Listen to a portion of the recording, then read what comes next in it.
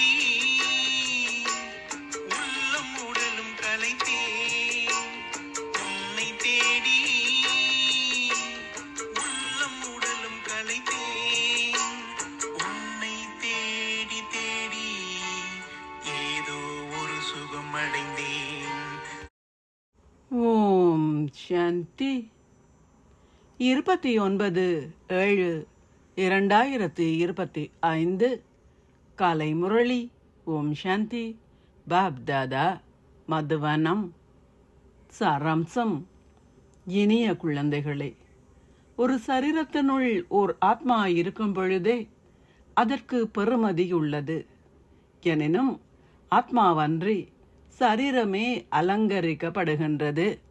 கேள்வி: குழந்தைகளாகிய உங்களின் கடமை என்ன?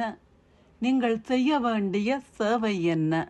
பதில்: உங்களுக்கு சமமானவர்களுக்கு ஒரு சாதாரண பெண்ணிலிருந்து அல்லது ஆணிலிருந்து லக்ஷ்மி அல்லது நாராயணன் ஆகுவதற்கான வழியை காட்டுவதே உங்கள் கடமையாகும். இப்பொழுது நீங்கள் பாரதத்திற்கு உண்மையான ஆன்மீக சேவை செய்ய வேண்டும்.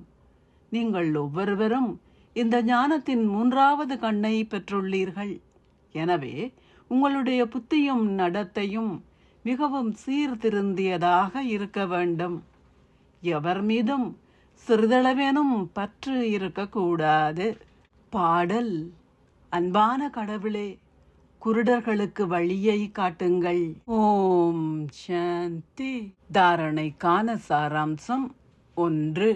இப்பொழுது நீங்கள் தந்தையினால் பவுன் பெறுமதியானவர்கள் ஆக்கப்பட்டுள்ளீர்கள். நீங்கள் தேவர்கள் ஆகப் போகின்றீர்கள். எனவே நாராயணன் போன்று ஆகுவதற்கான போதையை பேணுங்கள்.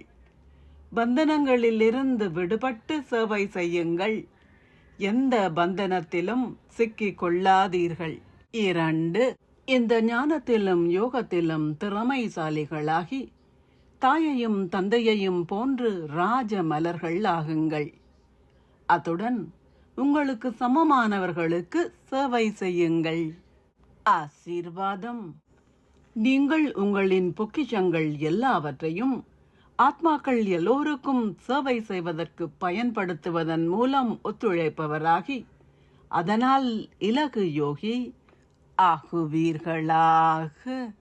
இலகு யோகி ஆகுவதற்கான வழிமுறை: உங்களை ஒரு சேவையாளராக கருதிய வண்ணம் உலகில் உள்ள ஆத்மாக்கள் எல்லோருக்கும் எண்ணங்கள், வார்த்தைகள், செயல்கள் அனைத்தாலும் சேவை செய்வதுடன் எல்லாவற்றையும் சேவைக்காக பயன்படுத்துவதே ஆகும். இந்த பிராமண வாழ்க்கையில் மேன்மையான வருமானத்தை சம்பாதிப்பதற்கென தந்தையிடமிருந்து நீங்கள் பெற்றுள்ள சக்திகள், நற்குணங்கள், இந்த ஞானம், காலம் என்ற பொக்கிஷங்கள் எதுவாக இருந்தாலும் அவை அனைத்தையும் சேவை செய்வதற்காக பயன்படுத்துங்கள். அதாவது ஒத்துழைப்பவர் ஆகுங்கள். நீங்கள் ஓர் இலகு யோகி ஆகுவீர்கள். எவ்வாறாயினும் நிறைந்திருப்பவர்களால் மட்டுமே ஒத்துழைக்க முடியும். எனவே ஒத்துழைப்பவர் என்றால் மகாதானி ஆகுதல் என்று அர்த்தம். ஸ்லோகம்: எல்லையற்ற விருப்பமின்மையுடையவர் ஆகுங்கள். அப்போது கவர்கின்ற சம்ஸ்காரங்கள் அனைத்தும் இலகுவாக முடிவடைந்துவிடும். அவ்யக்த சமிக்ஞை: எண்ணங்களின் சக்தியை சேமித்து மேன்மையான சேவைக்கு கருவியாகுங்கள். எப்படி நீங்கள் உங்களின் நாளாந்த நேர அட்டவணையின்படி பௌதிகமான வேலைகளை செய்வதற்கு உங்களின் நிகழ்ச்சிகளை திட்டமிடுகின்றீர்களோ அவ்வாறே உங்களின் மனதின் சக்தி வாய்ந்த ஸ்திதிக்கும் ஒரு நிகழ்ச்சியை உருவாக்குங்கள். அப்போது உங்களால் எண்ணங்களின் சக்தியை சேமிக்க முடியும். எந்த அளவிற்கு நீங்கள் உங்களின் மனதை சக்தி வாய்ந்த எண்ணங்களால் மும்முரமாக வைத்திருக்கின்றீர்களோ அதற்கேற்ப உங்களின் மனதிற்கு குழப்பமடைவதற்கான நேரம் இருக்காது.